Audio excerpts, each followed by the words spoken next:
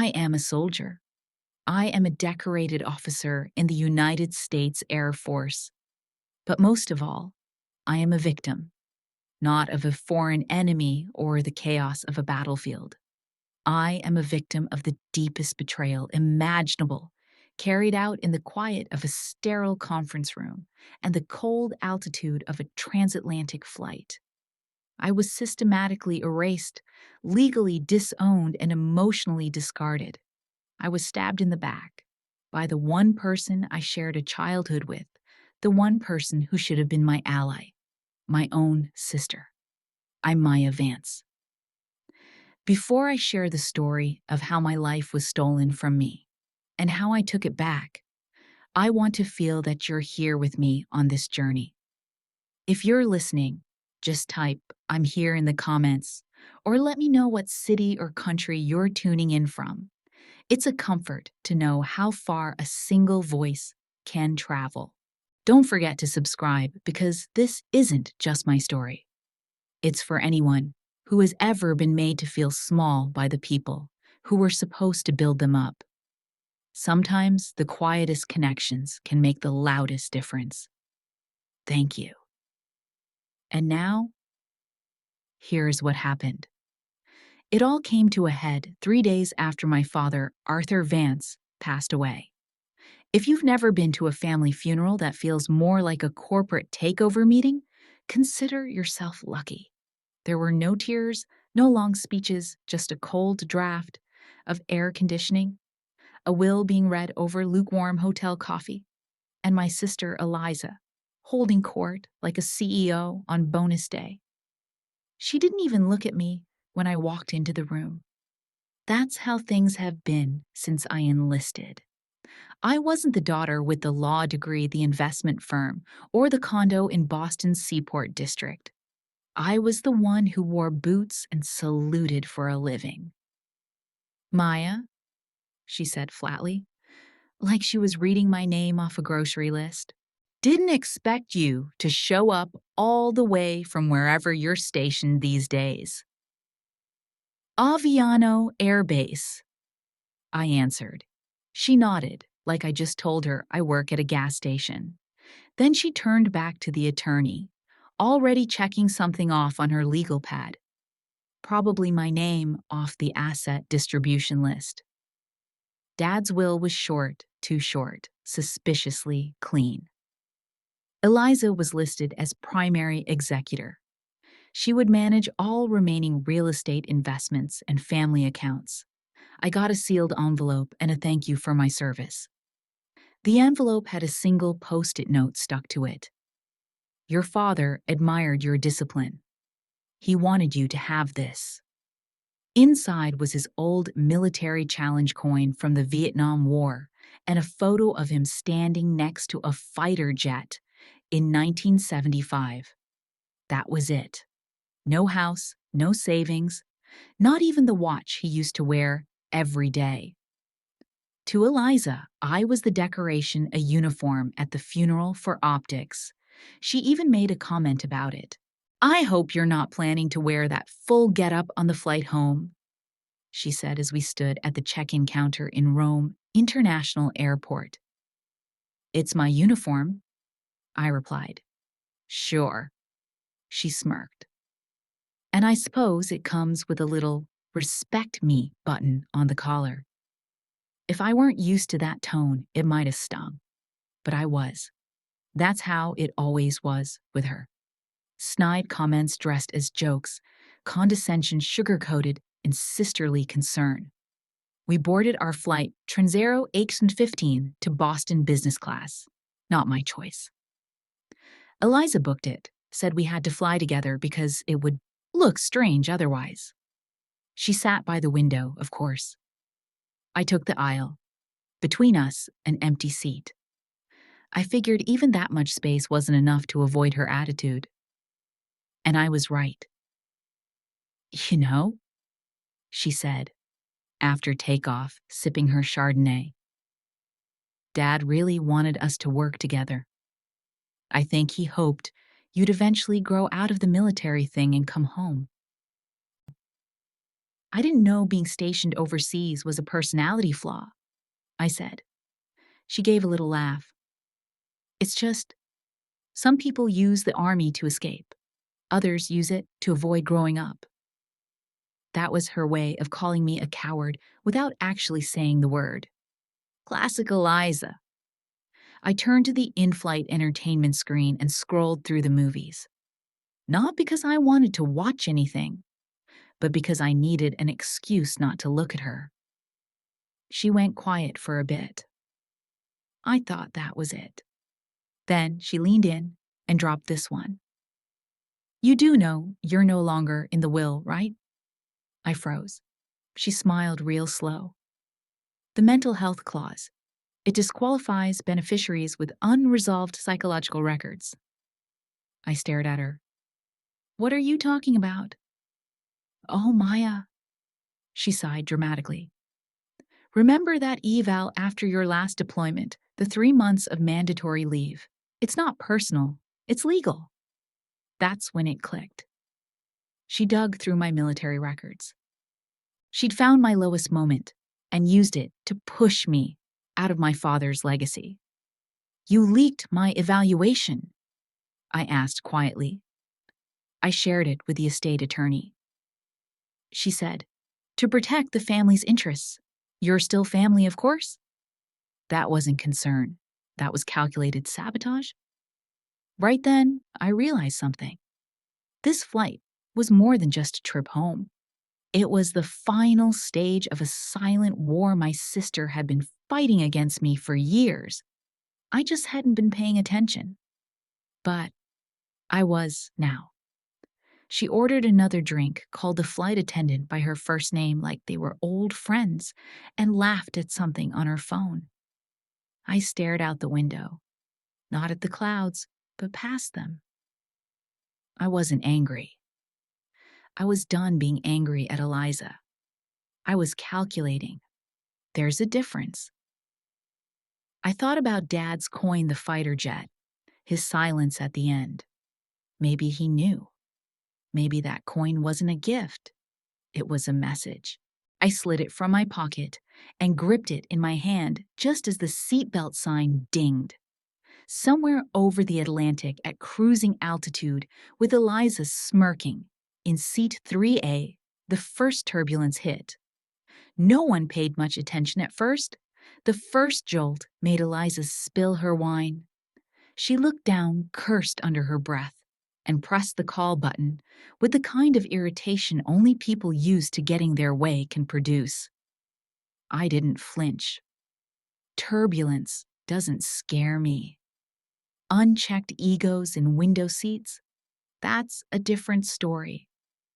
The flight attendant came over quickly polite but clearly busy.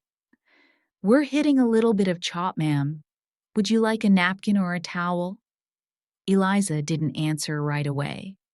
She gave the woman a tight smile, then gestured toward her stained blouse, like she expected her to produce a dry cleaner on the spot. Whatever you have, and maybe less bouncing next time. The attendant, to her credit, didn't roll her eyes. She handed over a napkin and moved on. I would have applauded if I wasn't worried Eliza would take it personally. The lights dimmed slightly. Outside, the sun dipped behind a stretch of clouds that looked like burnt cotton. I shifted in my seat, tugged the edge of my jacket straight, and tried to settle in. But Eliza wasn't done. Of course not. She pulled out her iPad, opened an email with bold red letters, and tilted it just enough for me to see, without actually handing it over. Got final confirmation from the trust attorney, she said. It's done. I'm assuming you won't contest. I didn't respond mostly because I wasn't sure whether I wanted to scream or laugh. She continued like she was leading a board meeting.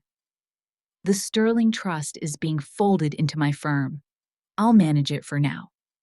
Unless, of course, you've got experience with managing multi-state asset portfolios while flying jets over conflict zones. I turned to face her fully. You actually think you're the only one in this family who understands structure? I asked. She smirked. I think I'm the only one who didn't abandon it. That one stung, but I didn't let her see it. Eliza always made it sound like I ran away from home at 18 and never looked back, which is almost true. Except she never asks why. She doesn't remember the night Dad yelled at her for messing with the estate accounts, and I took the blame to keep him from cutting her off. She doesn't remember the hours I spent driving Mom to chemo, while she sat in her bar exam prep class, pretending none of us existed. She doesn't remember because she doesn't want to. There's something suffocating about flying next to someone who thinks they've won a war you weren't even fighting. I looked out the window again, pretending to be fascinated by the ocean below. The plane cut through a narrow cloud bank. The seatbelt light blinked on again, and the captain's voice came over the speaker. Ladies and gentlemen, we've hit a bit of turbulence. Please remain seated with your seatbelts fastened. Eliza gave a theatrical sigh. You'd think a first-class flight could afford a smoother ride. I ignored her. Across the aisle, a man in his 40s, wearing a regional sports team hoodie, looked pale. His hands clenched the armrests. Next to him, his teenage daughter was quietly crying into a travel pillow. Nerves. Understandable. What wasn't understandable was how people like Eliza could coast through life, thinking everything should bend to them. People like her didn't just climb ladders, they pulled them up behind them. Does this kind of thing happen a lot? She asked, glancing at me like I was an airline employee. Turbulence? Yes, I said. Your attitude? Also, yes. She rolled her eyes. You're in a mood. I'm in a cabin with you. There's a difference. She opened her mouth to respond, then stopped.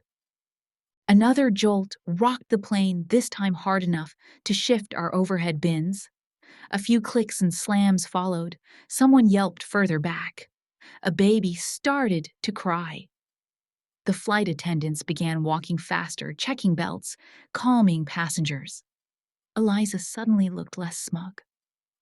I swear, she muttered, if this becomes a thing. It already was a thing. I could feel it. Not just turbulence. Something was off. Years in the air had trained me to spot patterns, how metal vibrates, how wind interacts with the fuselage. This wasn't routine. The engines whined, then dipped, then recalibrated again. Not normal. I glanced toward the cockpit. No movement. A sharp bang echoed from the tail section, followed by what sounded like a mechanical hiccup. People gasped. The cabin lights flickered once. That's when I felt it in my gut. We weren't dealing with a bumpy ride. The smell of burnt plastic was faint at first, just enough to make you wonder if it was in your head. Eliza wrinkled her nose and looked around like someone had dared to use an aerosol in her presence. I knew that smell. Wiring. Possibly a short, possibly worse. A soft chime rang out overhead, then silence. No announcements, no crew moving, just the hum of every passenger, realizing at the same time that something wasn't quite right. Eliza finally turned to me. Should they be saying something? I didn't answer. My brain was already running checklists.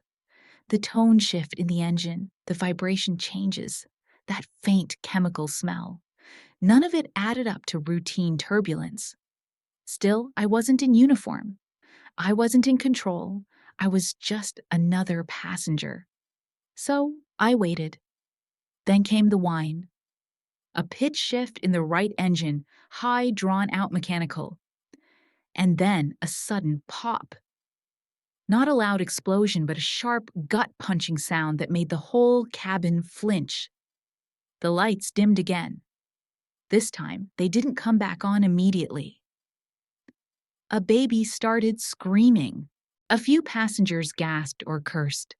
Then came the voices from the back. "Did you hear that? What was that? Is that normal? Spoiler?" It wasn't. I leaned forward slightly, trying to see toward the cockpit. No crew, no announcements, nothing. Eliza was pale now, her bravado cracking at the edges. "I don't like this," she muttered. I opened my mouth to respond, but then a man 2 rows ahead stood up, turning to face the cabin crew. "Excuse me, is everything all right? Something's wrong with the engine." The flight attendant tried to calm him, saying it was just turbulence and asking him to remain seated. He didn't look convinced. Neither was I. That's when Eliza whispered the line that still echoes in my skull. "This is exactly why I don't trust flying with amateurs." I turned to her. "What?" She shrugged, pulling her designer shawl tighter. "Budget airlines ex-military pilots who think combat hours are the same as passenger flights. It's all just for show." I stared at her. She glanced at my face and smirked. "No offense. I mean, you're technically one of them, aren't you? A toy soldier with a joystick. Only difference is your targets don't shoot back. You think being a combat pilot is a game?" She waved a hand. "I think it's theatrical. You didn't choose military life. You ran to it because you couldn't win at real life. So you put on a uniform and let other people tell you what to do." Every word came with that same bitter flavor, like she was chewing old envy and trying to spit it at me. I didn't answer. I couldn't. Not because she was right, she wasn't, but because I'd heard this tone before. At family dinners, at estate meetings, at every single interaction where Eliza needed to be the smartest, most competent person in the room, even if the room was 40,000 feet in the air and losing pressure. The plane dipped slightly, not sharply, but enough for every stomach to drop just a little. People started whispering louder. The man in the sports team hoodie was openly praying now. Then, finally, the intercom clicked on. "Ladies and gentlemen, this is your first officer speaking. We're experiencing a minor technical issue with one of our engines. We are currently assessing the situation and will provide more information shortly. Please remain calm and seated with your seatbelts fastened." Eliza scoffed. "Minor technical issue? Did they train that line at the same place they teach you to salute?" I turned to her. "Do you ever stop?" She looked surprised. "Stop what?" "Talking down to people who actually do something real." She narrowed her eyes. "You think flying planes makes you better than me?" "No, I think you never got over the fact that I never needed your approval." Her lips tightened, but she didn't respond. Probably the first moment of silence from her since the gate. Another jolt, harder this time. The plane tilted slightly left. Not a normal bank, a correction. Then I heard something I hadn't expected. A choked cough through the intercom. Then, silence. Then, the emergency lighting kicked on, and in that half second of power flicker, I saw the expression on Eliza's face change. The arrogance was gone, the confidence drained. She looked like everyone else scattered, and I was already unbuckling my seatbelt. A sudden jolt threw coffee cups from their tray tables. The entire cabin lurched downward, and for a moment, gravity felt like it had a grudge. Shouts and gasps mixed into a low cacophony. Masks dropped, oxygen hissed. I caught sight of the man in the sports hoodie, gripping his daughter's hand until his knuckles went white. The flight attendant's practiced calm evaporated. She grabbed the intercom microphone. Mayday, mayday engine. 2 fire crew to cockpit. Her voice quivered on the last word. Eliza's eyes went wide. That doesn't sound minor. On the overhead panel, the warning lights flickered red. I recognized the codes. Fire in 2 overhead hydraulic fail. None of it was good. By the time I processed what they meant, the plane tilted again hard. A sharp explosion echoed from the right wing. A whoosh of hot air flooded through the cabin vents, carrying the smell of burnt metal. The aisle carpet lifted slightly. As the airflow reversed, someone screamed. In the cockpit, the co-pilot was struggling with the fire handle. He yanked it, and the engine checklist printed out from a small slot in the panel. Pages fluttered. The captain's voice crackled through the static. Brace for possible decompression. Then nothing more. The intercom cut out. I stood up.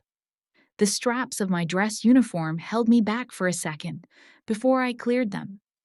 The attendant turned toward me, eyes pleading. Please, can you help? I nodded. Show me the way. She led me through the chaos. Drinks sloshed off carts. A child was sick quietly in an aisle seat. Passengers held on to overhead bins. The man in the sports hoodie stumbled past his daughter, calling, Dad! But she didn't dare move. I reached the cockpit door and knocked. No answer. I tried the handle. It was unlocked. I stepped inside. The scene hit me like a wave. Warning horns blared. Panels glowed crimson. The captain was slumped over the controls, his mask dangling at an odd angle. The co-pilot Miller was still upright, but pressed against the sidewall, one hand on the yoke, the other clutching his throat. He looked up at me, fear flashing in his eyes. I can't clear it. The fire spread. Systems are fried. I moved to the secondary yoke. Stand back. He scrambled away. I pulled on a mask, clipped it to my harness. The captain twitched. I tapped his shoulder. You okay? He shook his head, eyes unfocused. The co-pilot pointed at the checklist printer. Engine out procedure. I grabbed the printout, skimmed code names, hydraulic bypass manual gear deployment, alternate trim switch. My military training clicked in each step, a verse I knew by heart. Eliza stumbled in behind me, clutching the doorframe. What are you doing here? I ignored her. I didn't have time for family therapy. The plane was banking left, altitude dropping. I could feel the nose dipping below the horizon. Instruments flashed warnings. Maya, do something, she whispered. Her tone had shifted from smug to desperate. I flipped the selector switch to manual hydraulics. The yoke stiffened. I braced myself, pressed forward gently, then eased back. The engine snarled in protest, but the bank lessened. I read the altitude, 32,000 feet, and falling fast. I keyed the push to talk. Mayday, this is Transaero 815, engine 2 fire. Captain incapacitated. Request priority vector to nearest diversion airfield. My voice cut through the static. Silence, then a crackle. Transaero 815, this is Oceanic Control. Halifax is a short 50 miles northeast. Approved glide approach. Confirm altitude and heading. I repeated the numbers and switched channels. Eliza leaned in close. Are we going to die? I turned to her. Not on my watch. She blinked. You're serious about this, aren't you? I didn't indulge her. I returned to the controls. The co-pilot's face was pale. I offered him a nod. He stumbled out and helped the flight attendant secure loose items. I glanced down at the passengers. They were a mess. Pale faces, trembling hands, but they were still breathing. The plane was quieter now, the whining engines replaced by the hum of life support. It felt surreal. Rows of strangers trapped together by disaster. I adjusted the trim manually, felt the cabin shift, checked heading, checked glide ratio. I visualized the runway. A stretch of concrete in the middle of scrubland. No room for error. I tapped my thigh. Eliza watched with wide eyes. That's when she realized I wasn't a toy soldier. I was exactly what this plane needed. The plane shuddered again this time, like an animal testing its strength. I leaned into the yoke and held it steady. No second guessing, no theatrics, just action. The cockpit door slammed shut behind me as the plane hit another pocket of dead air. It dropped just enough to make your stomach jump, but I stayed locked in place. My hands were steady on the yoke. I didn't even blink. "Who the hell are you?" the first officer barked. "Maya Vance," I said. "Air Force currently active. 1,500 flight hours cleared for multi-engine military aircraft." He stared at me like he'd just been handed a lifeline he wasn't sure he deserved. "You're the one from seat 3A. I nodded once. "That's right." He exhaled. "Thank God." He slid over. His hands were shaking. The smell of panic was thick in the air, sweat, ozone, whatever burned out in the panel behind us. The primary flight display was glitching. We had limited telemetry, one engine, completely out, and a partially responsive hydraulic system.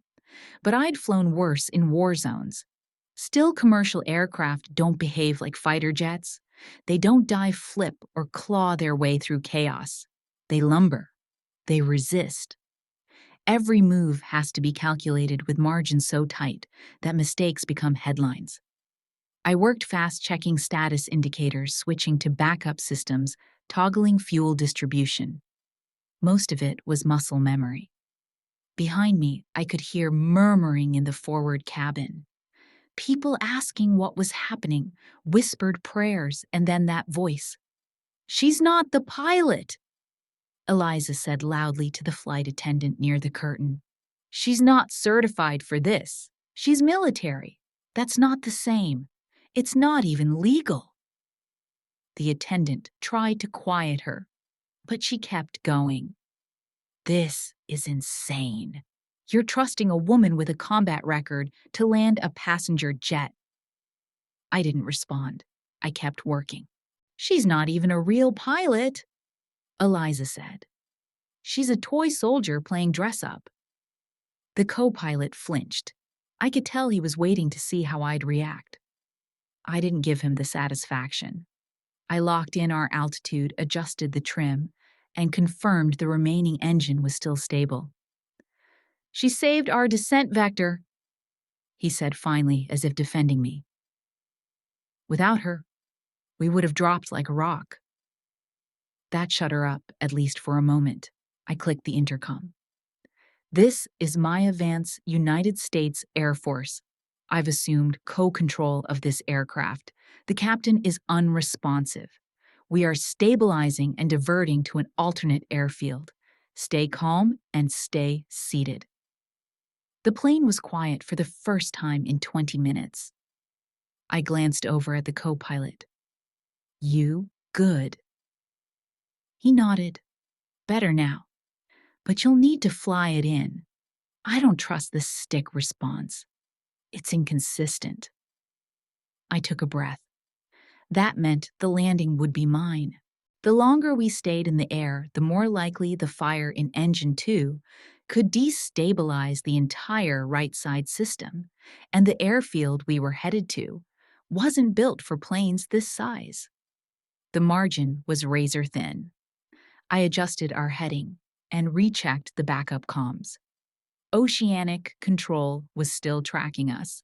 I gave them our altitude and expected ETA. They cleared a strip and confirmed rescue crews would be standing by. "Maya, Eliza said, her voice suddenly close behind me. I turned slightly. She had pushed past the curtain and was now standing just outside the cockpit door, arms crossed, eyes wide. "You're really doing this?" I looked at her for maybe a second too long. "Yes, and I need you to get back to your seat." The tone in my voice stopped her. She blinked like she didn't recognize me. Maybe she didn't. Maybe the sister she thought she could manipulate into silence had finally gone quiet for a reason. She didn't speak again. She backed up slowly, then turned and walked away. I returned my focus to the controls. The aircraft was holding at 28,000 feet. Engine 1 was showing signs of pressure loss, but was still stable for now. The cabin was calm, oxygen flowing, masks off. People were holding hands, crying quietly, clutching whatever faith they had left. I wasn't flying a jet. I was flying 250 lives, held together by hope, steel, and whatever was left in that engine. The first thing I did was kill the autopilot. It wasn't doing much anyway. The system was bouncing between inputs, trying to compensate for the engine loss with data that didn't make sense anymore. We were flying wounded barely, but still flying. The yoke pushed back like it was insulted, heavy and sluggish. Every movement had to be deliberate. The co-pilot sat beside me, fingers hovering over switches, eyes flicking to backup gauges every 2 seconds. His name tag said Miller. He looked mid-30s, decent posture, zero poker face. "I've got a visual on the approach strip at Halifax," he said. "Wind strong from the north, landing downhill." "How short's the runway?" I asked. 6,100 feet. "Too short for a wide body with full fuel." "Unless we dump," he replied. "Already in progress." I nodded. "Crossfeeds open, fuel's bleeding slow, through the right tank." He glanced at the gauge, did a rough mental calc, and gave me a tight nod. "You sure about this?" he asked. "Me neither." We didn't need to say more. In the military, that's what trust looks like. Admitting the odds suck, and doing the job anyway. I tilted us 2 degrees right, dropping into a controlled descent toward the edge of Nova Scotia's airspace. Through the windshield, the coast looked like a dark gray smear under a thick layer of cloud.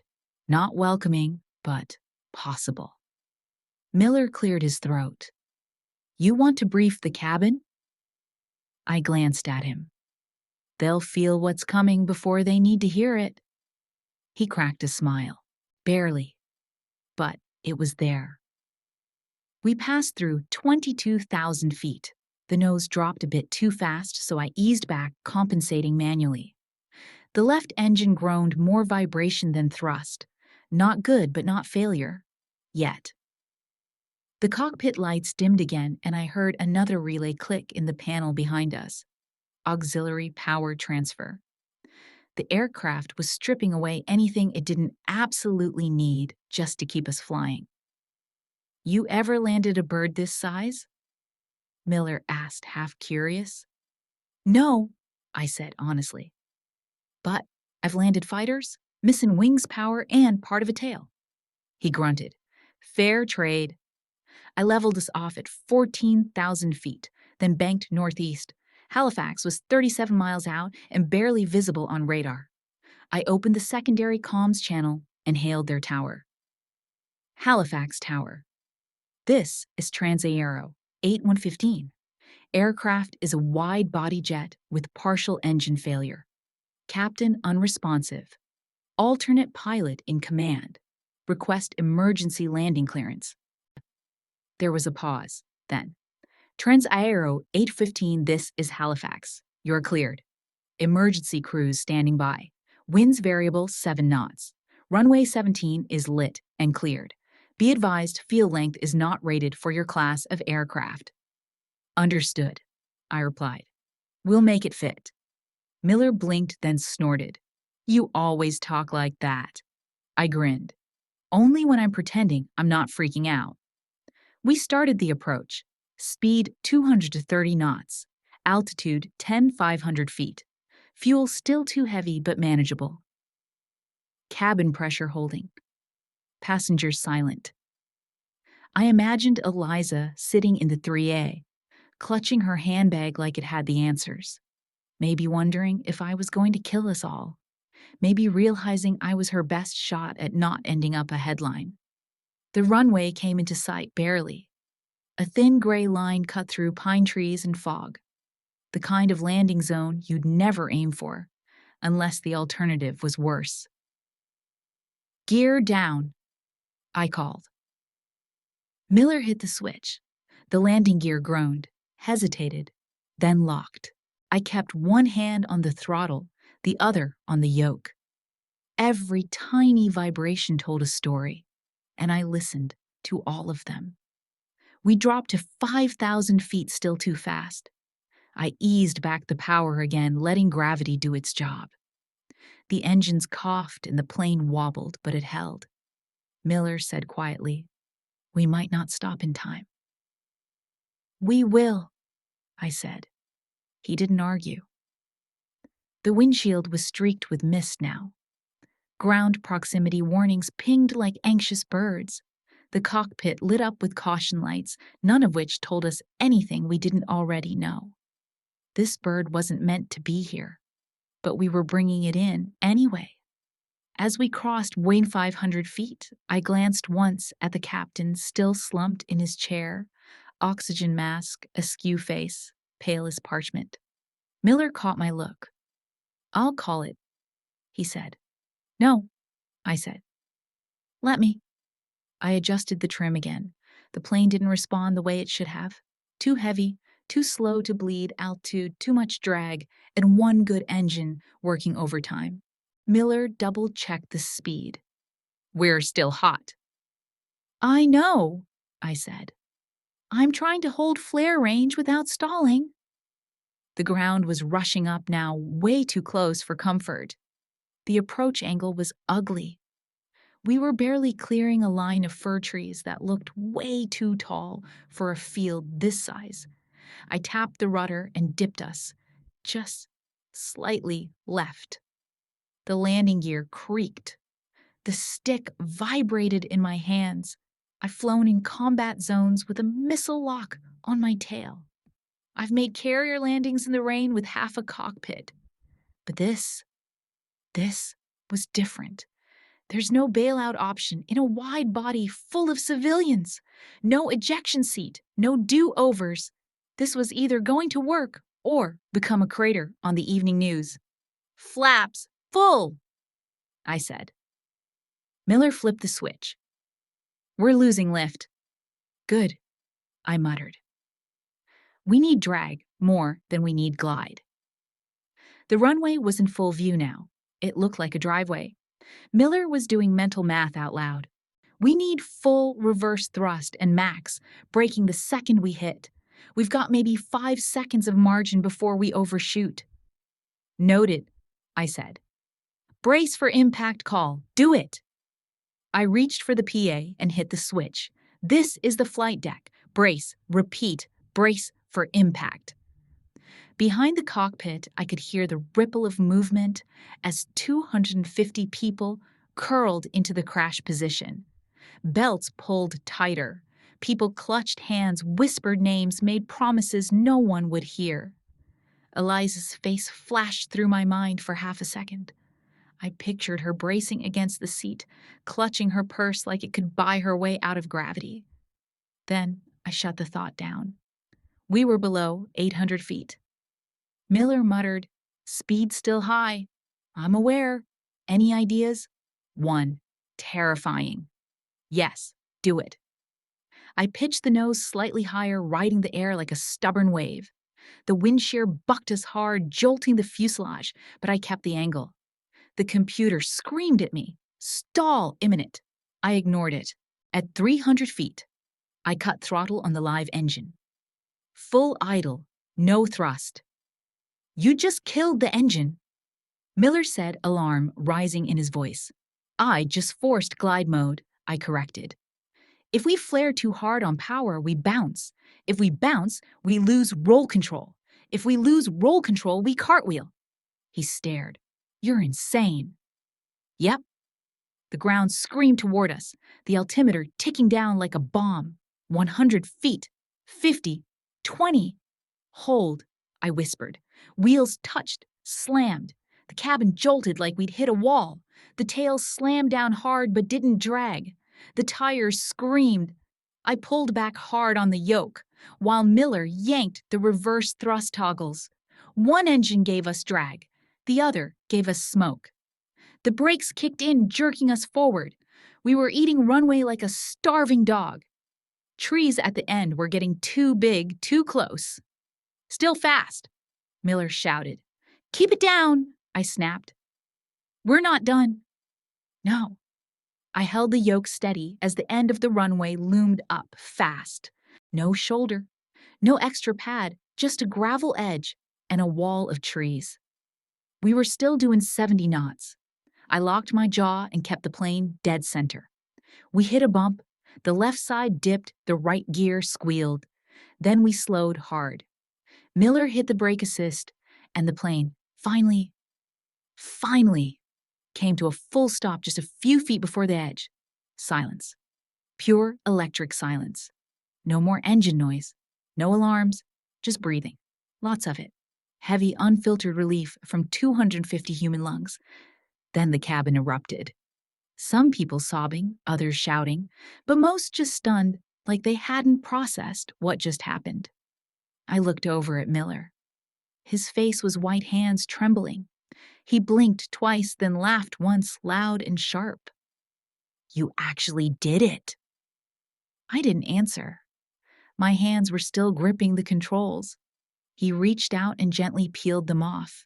Outside the windshield, the emergency crews were sprinting down.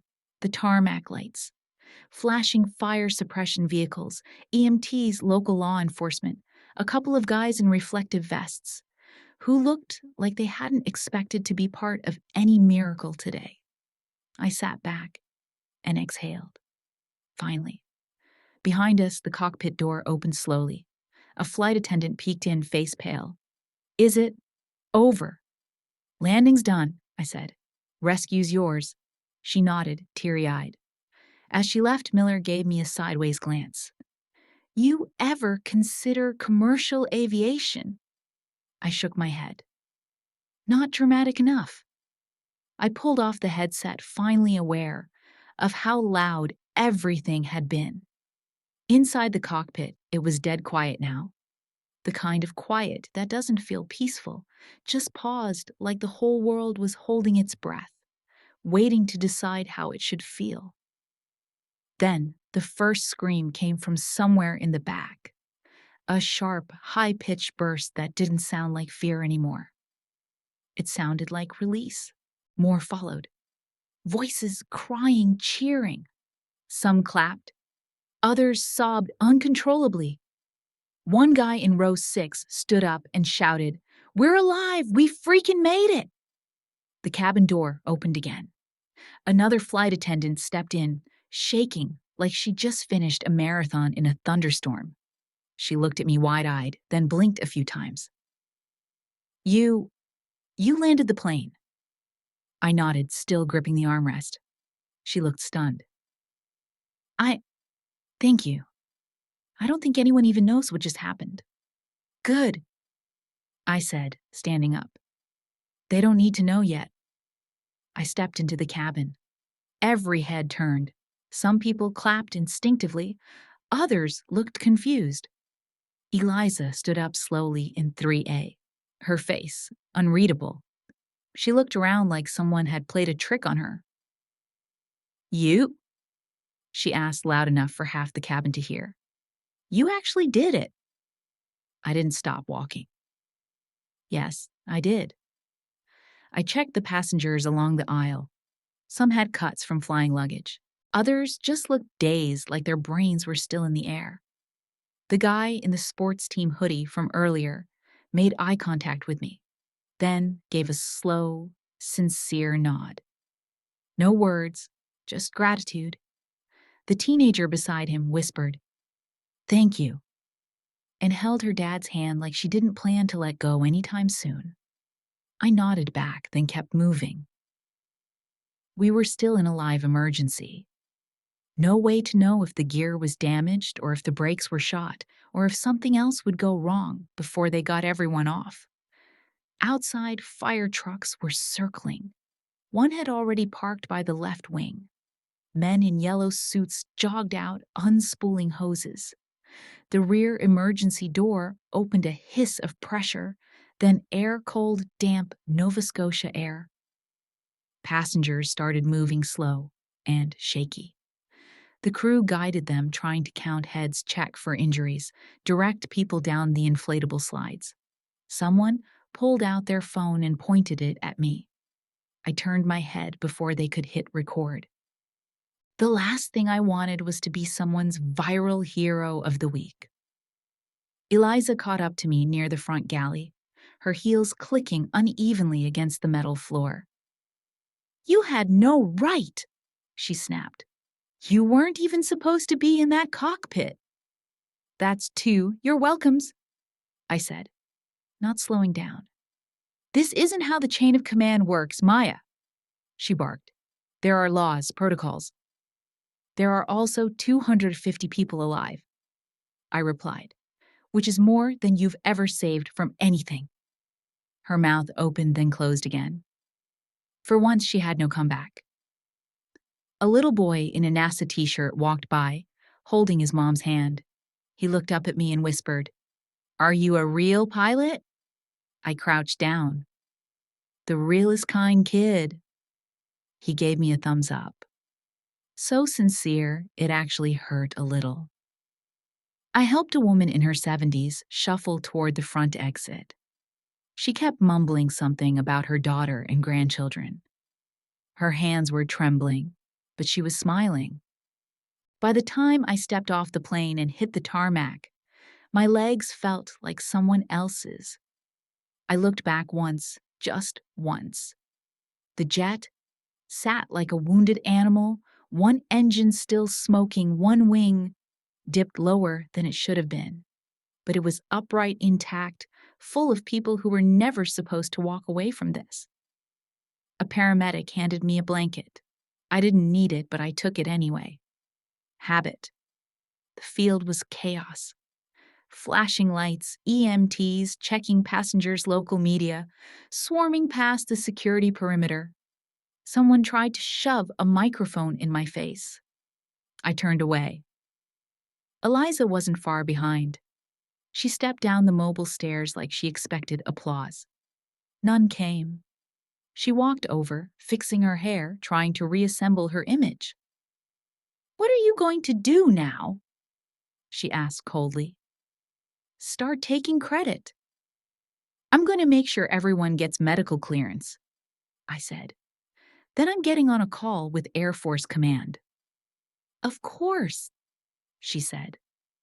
"Run back to your toys." I looked at her. "You know," I said calmly, "you called me a toy soldier." She crossed her arms. "Because you are." "Then it's a hell of a thing," I said, "that a toy just saved your life." She stared at me like I'd slapped her. Then she turned and walked away. I didn't follow. The news van showed up before the adrenaline wore off. I was sitting on the tarmac with a space blanket still wrapped around my shoulders when the first lens turned in my direction. They didn't ask questions right away. They didn't need to. The image was enough. Boots on the concrete, hands still trembling, slightly hair windblown, and eyes red from focus, not tears. That didn't stop the headlines from writing themselves. Mystery woman lands passenger. Jet after captain collapses. Pilot in seat 3A, who is she, combat veteran. Pulls off impossible landing. I didn't speak to anyone.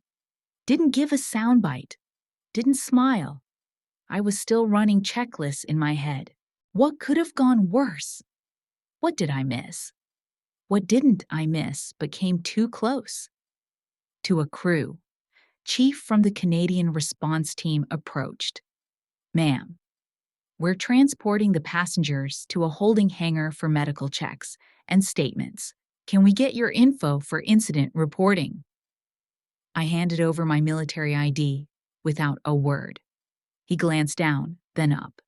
"You really did land that thing?" I nodded. He gave a low whistle, then walked away, shaking his head. Behind me, the wide-body jet still sat like a bruised whale, tail heavy listing slightly, but in one piece. The right engine had melted clean through part of the nacelle. That alone should have taken us down, but it hadn't. Eliza passed by me without a glance. She was on the phone, probably already talking to a lawyer or a PR firm. Her jacket was spotless, her makeup still perfect. Her expression was nothing like none of this had touched her. But it had. I'd seen it in her eyes when the plane jolted the first time. She was afraid. Not for the passengers, not for the crew. For herself. A few hours later, after statements and blood pressure checks and cold sandwiches on folding chairs, they let us all leave the field. At a local hotel booked last minute for stranded passengers, I finally checked my phone. Missed calls, messages, emails, and one video. The clip had already gone viral. Someone had filmed Eliza during the flight, right after the intercom announcement when I took the cockpit. Her voice rang out clear as day, sneering, "She's not even a real pilot. She's a toy soldier playing dress-up." The comments weren't kind. Thousands of replies, all ripping her apart, people demanding her name, calling her a coward, a snob, worse. For the first time in 20 years, the world saw Eliza the way I always had, sharp, smug, and just a little too cruel. I put the phone down and stared at the ceiling. I didn't feel proud. I didn't feel vindicated. I just felt quiet. By morning, Air Force liaison officers had arrived. So did corporate reps from the airline. They said a lot of words like protocol, liability, and unprecedented situation. What they didn't say was thank you. Didn't matter. I wasn't there for thanks. I was there to make sure no one spun this story into a disaster that didn't happen. I gave my formal report, walked them through every second, from engine loss to touchdown.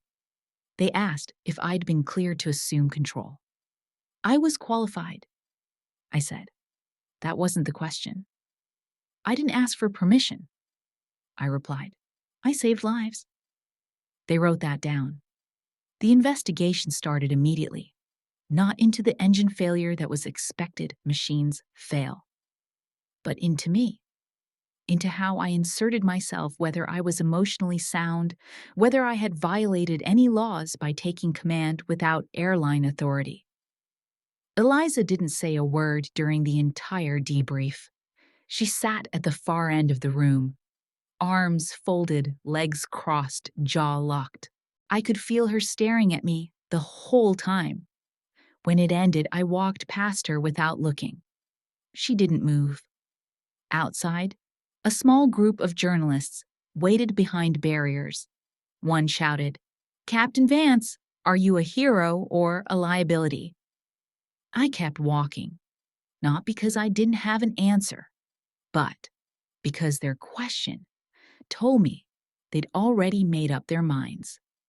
I didn't expect the first bullet to come from the Department of Transportation.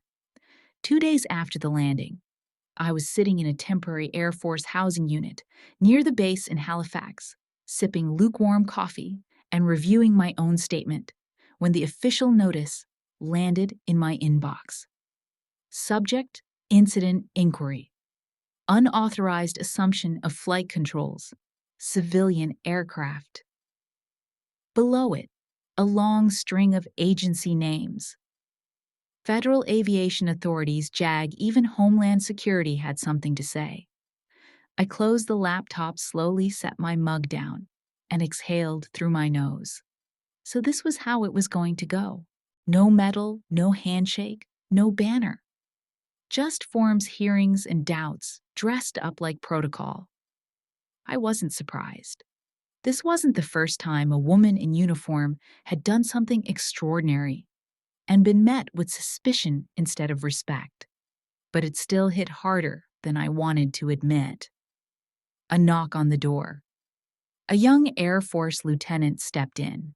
Nervous posture, clipboard, too many pens. Captain Vance? Yeah. You're requested at the base conference room in 15 minutes. Air Mobility Command and the aviation authorities have joined the call. Legal team will be present. I stood. Anyone from public affairs? Yes, ma'am. And someone from civilian relations. They want to talk about messaging. Of course they do. 15 minutes later, I was in a fluorescent-lit room with 5 people in uniform, 3 civilians in suits, and a video screen full of government faces. They asked questions for an hour. Why did I enter the cockpit? Did I know the captain was incapacitated? Had I received permission from the airline? Was I emotionally stable during the incident? Was there any history of PTSD, impulse issues, disciplinary flags? I answered everything directly, calmly, with no apologies. Yes, I entered the cockpit because the first officer requested assistance. Yes, I took control when he could no longer manage a solo approach. No, I'm not commercial rated, but I am a decorated military pilot with over 1,500 flight hours and active duty flight clearance. One woman from the authorities leaned forward and asked, "Why didn't you wait for ground instruction? Why assume command without clearance from airline operations?" Because airline ops weren't on the plane, I said. But 250 people were. They didn't like that answer. Across the room, the Air Force liaison cleared his throat. With respect, Captain Vance's actions align with Article 5 of the Emergency Authority Clause under DoD Field Directive 17A. In the absence of a functioning chain of command, she responded under a duty to protect life, property, and safety. The civilian in the gray blazer frowned. She still superseded airline authority. She also prevented a catastrophic loss of life. The liaison replied flatly. The room stayed quiet for a long time. After the call ended, a man from the airline's legal team approached me privately in the hallway. "You've made us very nervous," he said. I raised an eyebrow. Nervous like lawsuits. Nervous like headlines. There's footage of your sister insulting you mid-flight. It's viral. I've seen it. She's a known figure, he added. Big investment circles, high profile. A public scandal could cause damage to both sides. You mean to her reputation? I said. He didn't answer, just gave a weak corporate smile and said, "We're hoping this can resolve quietly." It wouldn't. Not anymore. By the next morning, 3 talk shows had picked up the story. The angle varied depending on which network you watched. Veteran hero saves flight after engine failure. Unqualified soldier hijacks plane in midair. Pilot or liability. The Maya Vance dilemma. That last one stung. Not because it surprised me, but because it came with a panel of smug anchors dissecting my mental health like it was a spreadsheet. One even said, "These military types carry a lot of baggage." Another replied, "Well, clearly she wanted the attention." Eliza didn't give an interview. She didn't need to. Her friends in finance were doing the PR cleanup for her. Subtle leaks to the press. Family drama behind cockpit chaos. Insider claims tension on plane stemmed from inheritance battle. They painted me like a ticking time bomb with daddy issues and a uniform. They didn't mention the 250 people still breathing, because I refused to freeze. I was summoned back to give a second statement. This one focused on mental health screening past trauma emotional regulation under duress. The room was colder this time.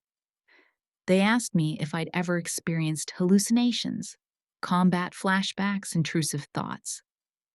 I stared at the wall for a moment. Then I answered, no, but I've experienced watching a room full of people try to turn survival into a scandal. They didn't write that part down. After the meeting, I stepped outside alone. Cold air, overcast sky, the kind of wind that cuts through uniforms and pride alike. Across the tarmac, I saw a little girl being helped into a van by her mother. She looked back at the plane, then up at me. She waved.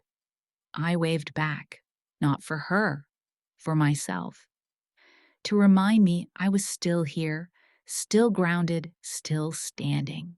I sat across from my lawyer. Arms folded the clip of Eliza mocking me, looping silently on his laptop screen. The audio was crystal clear.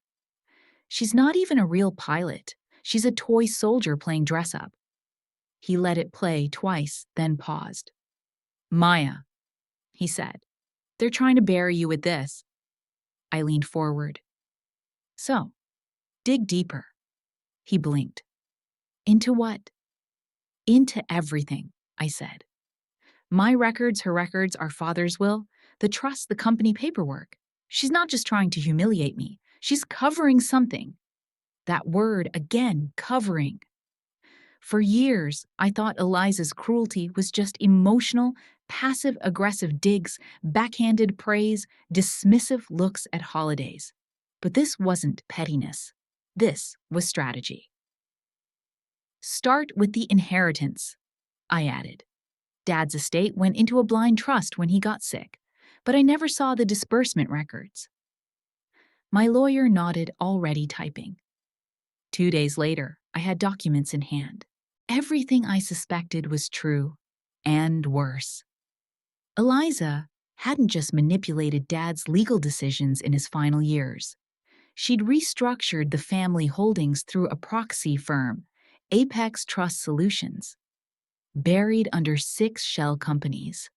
My name was removed, scrubbed, replaced with language that declared me mentally unstable, unfit to manage assets, and a risk to fiduciary continuity. I stared at the paper. Where'd she get that language? I asked. My lawyer scrolled. Here's the kicker. This clause was added 4 years ago.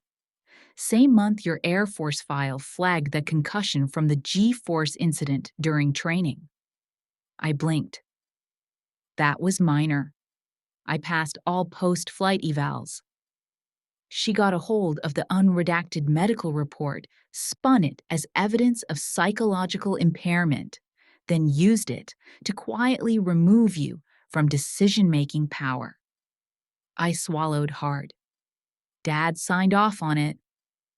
Technically, yes, but the notary's signature is fake. It was digitally stamped by someone no longer licensed in the state of Pennsylvania. He slid the document toward me. It was all there in black and white. My own sister had used a training injury and forged documents to erase me from the family legacy and from Dad's final years. I remembered the phone calls she blocked, the hospice visits, she said, weren't good for my image. The legal updates she swore didn't concern me. She didn't want me around because she'd already erased me on paper. I closed the folder slowly, then looked at my lawyer. Can we take this public? We can do better, he said. We can subpoena her. Back at my temporary quarters, I opened a secured laptop and pulled up my military case file. Attached to it, surveillance logs, emails, even the contractor access logs for the Apex Trust accounts. Turns out, Eliza wasn't careful. One of the shell companies had routing data that bounced badly through a VPN. Whoever managed the system left metadata behind, and one IP address traced back to an executive suite in Dallas, leased by Eliza's firm. She didn't just steal control, she left a trail. I made copies, all of it. Printed 3, encrypted 2, burned 1 to a hard drive. The next morning, I walked into a federal investigator's office with a file the size of a brick. "This is everything," I said. "Financial manipulation, fraud, medical defamation, and breach of fiduciary duty." He didn't blink. Just took the file and said, "We've been waiting for this." News hit the next week. Eliza Vance, majority board member of Northgate Financial, was under federal review. Words like fraudulent inheritance maneuvering and strategic psychological discrediting made their way into the press. For once, she had nothing to say. At the same time, the Federal Aviation Authorities and Department of Defense released a joint report on the flight incident. Conclusion: Captain Maya Vance acted within reasonable emergency authority. No violation of aviation law occurred. It was over. Officially. No charges, no censure, no apology either. But I never expected one. I was reinstated on active flight duty. But something had changed in me. I wasn't angry anymore, not the way I used to be. I was focused. I requested a reassignment advisory role pilot mentorship outreach for women in aviation. The Air Force granted it within a week. 2 days later, I got a letter. Not an email, a real folded envelope with cream stock and blue ink. It was from one of the passengers, a woman named Sarah, mother of 3-seat 28D. She wrote, "My youngest had just turned 5. We were flying back from our first family vacation in years. If you hadn't taken that yoke, none of us would have made it. You didn't just land a plane, you saved a family." I put the letter on my desk and didn't touch it for a long time. I didn't cry. I just sat there and let the silence settle. Not the silence of trauma, the silence of something over, something clean.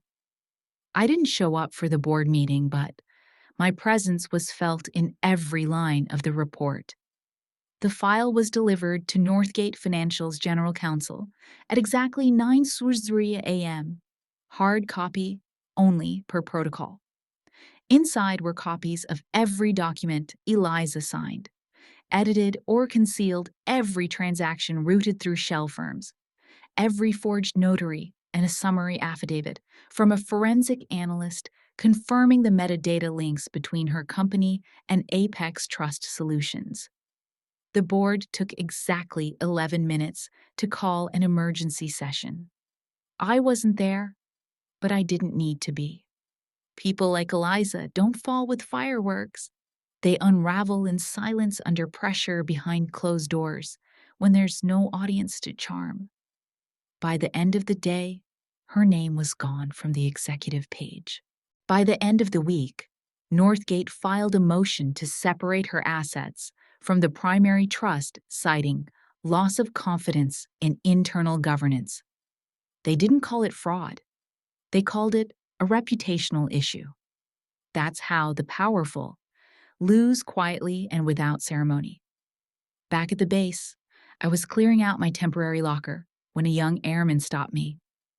"Captain Vance." "Yeah." "There's someone waiting for you in the office. Civilian." I raised an eyebrow. "Did they give a name?" He nodded. "Eliza Vance." I thought about walking away, just leaving her there in the hallway, like she'd done to me at Dad's hospice. But curiosity won. She stood in front of the bulletin board, arms folded, phone off for once. No entourage, no makeup team, just her. Raw, tired, exposed. She turned as I walked in. "I figured you'd be gone by now," she said. "Not quite. I heard you're taking the advisory post." I said nothing. She nodded slowly. "That's good. You're good at training. Focused, predictable, teachable." I didn't reply. She glanced at the floor, then back up. So, this is what you wanted, revenge. That word. I walked past her, picked up my flight binder, slid it into my duffel, then zipped it shut. When I turned around, I looked her dead in the eye. I wanted my name cleared, my father's trust restored, and 250 people alive. That's not revenge, that's responsibility. She flinched just barely, but it was real. You humiliated me, she said, her voice brittle. No, I said. You did that yourself. I just stopped covering for it. She opened her mouth, then closed it. The silence between us stretched. The air felt heavy with every unspoken decade of our lives. She reached into her bag and handed me a small envelope. No name, no logo, just thick ivory paper. I didn't open it. Is this your version of an apology? It's a withdrawal, she said. From the estate, from the trust. I'm signing over my shares. I didn't say thank you. I didn't need to. You'll do what you want with it, she added. I assume something noble. You assume correctly. She gave a tight smile, the kind of smile people practice in boardrooms, the kind that never touches the eyes. I'll be in Europe for a while, she said. Cleaning up the mess. I nodded. Seems like a full-time job. She laughed, short, bitter. Then, almost involuntarily, she said, I didn't think you'd land it. I know. She stared at me for a long second. I don't hate you, she said. I'm not here for your forgiveness, I replied. She stepped past me. No handshake, no embrace, no final word. And that, I realized, was the apology. Not because she said it, but because she didn't. 2 weeks later, I stood on a tarmac in Nevada, watching a dozen young women step out of a shuttle van. Their faces were nervous, excited, curious. They didn't know they were my first class. The patch on their bags read, Vance Air Institute Women in Air Leadership. Funded entirely by my half of the estate. Each one of them had been selected from underrepresented communities. First-generation students, veterans, transitioning to civilian careers, women who'd been told no more times than they could count. One stepped up and saluted. Ma'am Cadet Reyes reporting. I returned the salute. Welcome to the sky. That night, I sat alone on the airfield's training deck, watching the sun burn down behind the runway. My phone buzzed. A message from one of the passengers. It was a photo of her and her daughter standing in front of a new house. The caption read, Alive because of you. I didn't reply. I just stared at the photo and let the silence speak for me. No press conference, no interview, no viral moment, just truth and peace. One of the girls stalled on her first takeoff. The nose pitched up too hard, and the trainer plane wobbled awkwardly above the tarmac engine, whining like it was begging for stability. I watched from the control tower headset on eyes narrowed. Cadet, ease your grip. You're flying it, not fighting it, I said calmly over the radio. There was a pause. Then her voice came back tight and shaky. Copy that. She adjusted. The plane leveled. A second later, the gear lifted off clean. And just like that, another one flew. Behind me, one of the instructors whistled low. You think she'll stick with it? If she doesn't, I said, it won't be, because someone told her she couldn't. The Vance Air Institute was 6 weeks into its first training rotation. 15 cadets. 13 of them had never even touched a real yoke before this program. Now they were banking turns over the desert like they'd been born in the cockpit. And for the first time in years, I wasn't fighting. I wasn't proving anything. I was building. The hangars bore no family name but mine.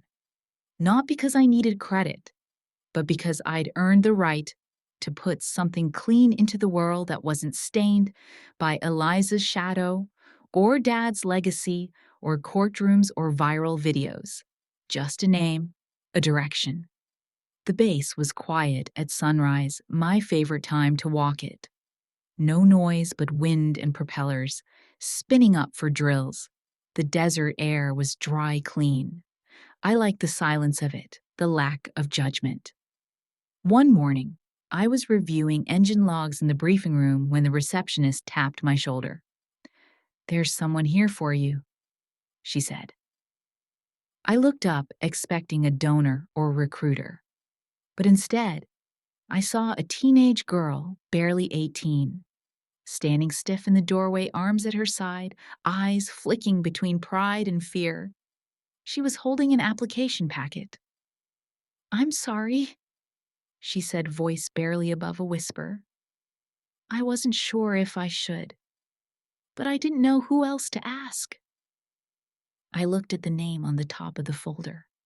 Morgan Vance, Eliza's daughter. She stepped forward. "I want to earn it. Not because of my last name, not because of her, because I want to fly." I studied her for a long moment. Same cheekbones, same stubborn chin. But the eyes, those were different. Not entitled, not rehearsed. Just raw. "What did your mom say about this?" I asked. "She said she wouldn't stop me," Morgan replied. "But she also wouldn't support me. Said if I came here, I'd be on my own." "Is that true?" "She cut me off 2 weeks ago." "Why come here?" She took a breath. "Because you're the only person in this family who earned what they have." That stopped me cold. I walked to the desk and took her application. Scanned it. GPA solid. Letters of recommendation clean. Motivation letter honest. She had the background, the drive, and the guts to walk in here alone. "Orientation starts next month," I said, setting the packet down. "If you make it through the first phase, you'll earn your wings, but no shortcuts." She smiled a little too wide. "Wouldn't expect any." She turned to go, then hesitated. "You think she'll ever talk to me again?" "I don't know," I said honestly. "But I think you'll be okay, even if she doesn't." She nodded once and left. That night, I walked the airstrip alone again. Clear sky above. Stars stretched over the desert like old wounds that had stopped bleeding. I didn't think much about the plane anymore. Not the explosion, not the pressure drop, not even the landing. But sometimes, just sometimes, I thought about the moment, right after, when no one clapped, and no one panicked, and no one said a word. That impossible quiet.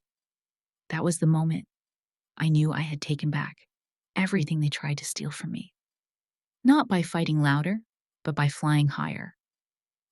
The ink bled a little on the corner of the page. Too much heat in the hangar that morning.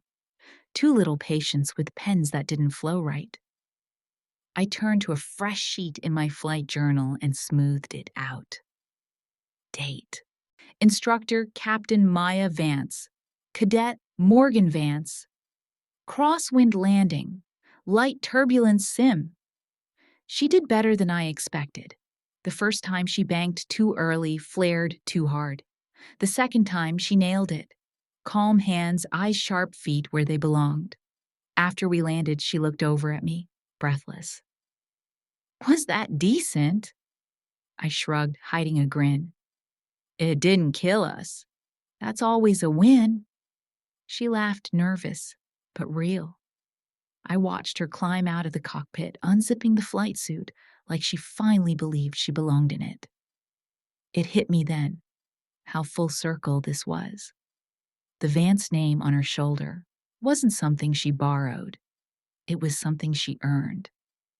Back in the office, I sat at my desk, opened the flight log, and stared at the blank section labeled Instructor Notes. I didn't write anything for a moment, just sat with it. 1,000 things had been said about me in the past year. Pilot, hero, fraud, risk, sister, soldier. But none of them stuck the way that one word did in my own handwriting. Instructor. It didn't need defending. It didn't need press coverage or courtrooms. It just needed hours in the air, sweat under pressure, and cadets who came back stronger after every mistake. I started writing. Cadet shows strong instincts under pressure. Still fights the yoke a little in a crosswind but adjusts quickly. Clear communicator. Learns fast. Confident without arrogance. Shows restraint under critique. Advance, but not her mother's kind. I closed the journal and slid it onto the shelf beside the others. 12 logs now. 12 cycles of women stepping into cockpits they were told they'd never touch. 12 rounds of proving skill beats legacy. 12 chances to rebuild what Eliza tried to poison. I got up stretched and walked outside. It was nearly dusk, the kind of light that makes the desert feel soft around the edges. A few cadets were packing up their gear near the tarmac. I saw Morgan among them laughing with a girl from Ohio and another from Miami.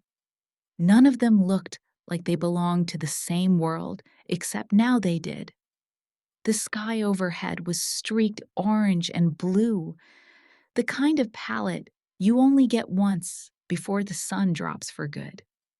It reminded me of something an old instructor once said: "You don't own the sky. You borrow it briefly every time you earn it." He was right. And today, I'd earned it again. Later that night, I sat alone with a glass of water and the original black box transcript from the flight. I kept a copy for myself, not because I needed proof, but because I needed perspective. I played back a segment quietly, just ambient noise, a couple of alarms, and my own voice saying, "We're going to glide it in." No power, no margin, just air and instinct. Even now, I could hear the calm under the tension. Not bravado, just choice. I paused the recording. People think revenge is loud fists on tables, speeches in courtrooms, enemies humiliated. But it's not. The deepest revenge is living well, flying higher, and knowing you no longer need their permission to do either. Eliza's voice used to echo in my head every time I stepped into a cockpit. Now it's just noise I don't listen to anymore. And sometimes, silence is louder than a lifetime of apologies. The Institute was quiet by midnight. I walked the strip one more time, checked the fuel trucks, touched the nose of the training plane Morgan flew earlier. Same model I trained on back in Florida. Different call sign now. We named them after women who flew before us. This one was Reed, named after Major Evelyn Reed, the first woman I saw land a heavy transport plane in a monsoon like it was a golf cart. She retired last year. Sent me a card when the Institute opened. Make them better than we were. We were trying. At the edge of the runway, I stopped and looked out. No planes in the air tonight, just the hum of wind across concrete and a low whistle through the fence posts. I reached into my jacket, pulled out the weathered patch from my original flight suit. Worn, frayed, nearly torn in half. I didn't sew it onto anything new. I just held it. That patch had seen more than most people's marriages. It had been in war zones, simulators, hospitals, and most importantly, that one cockpit, 40,000 feet above an ocean, where no one thought I belonged. I stood there a while, not saying anything. Then I folded the patch and placed it into a small box on a bench near the hangar door.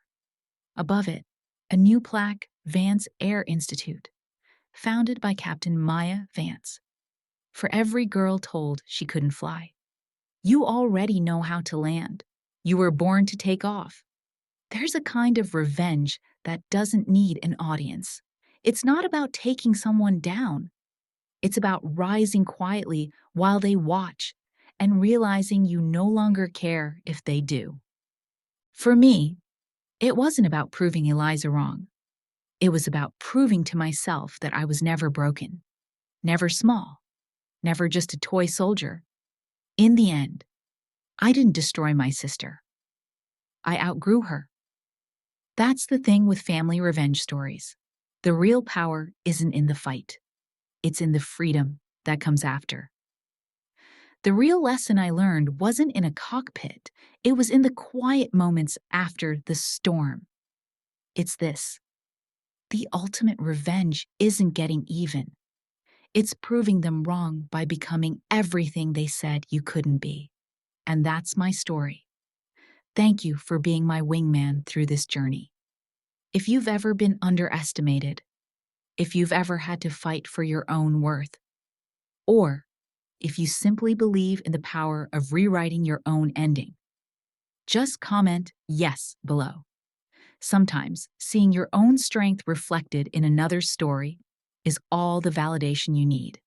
Feel free to share your own journey, or just listen. That's always enough. I'll be here. We'll be here.